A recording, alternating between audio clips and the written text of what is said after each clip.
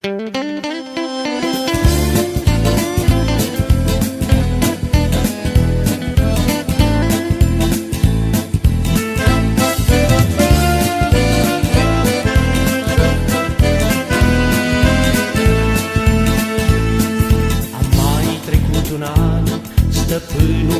vine vie, rodând smochin, el iarăși va căuta, dar ca și altădată, el roade nu găsește.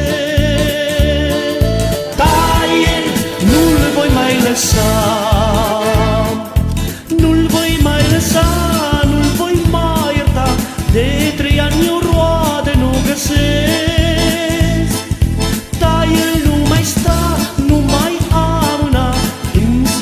Eu roadă nu găsesc.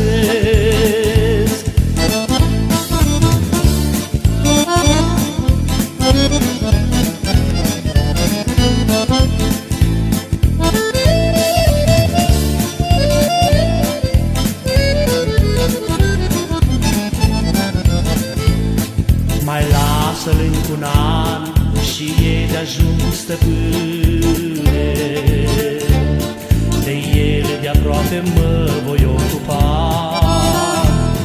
La rădăcină apă, iar și eu îi voi pune.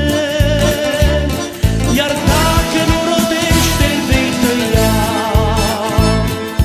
Poate într-o zi iarăși va rodi acest smochin ce-aproape s-a uscat. Și când vei veni, roadă-i vei găsi, mai lasă-l, o stăpâne minunat. Poate într-o zi iarăși va rodi acest smochin ce-aproape s-a uscat. Și când vei veni, roadă-i vei găsi, mai lasă-l, o stăpâne minunat.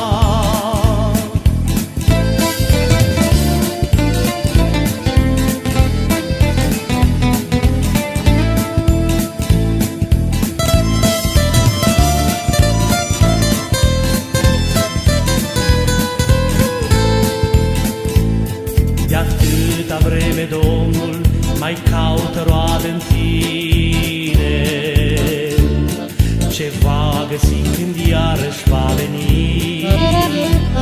Să ai nădejde, frate, că atunci el în mărire de cele care rodește-l va răpi. Stăpânul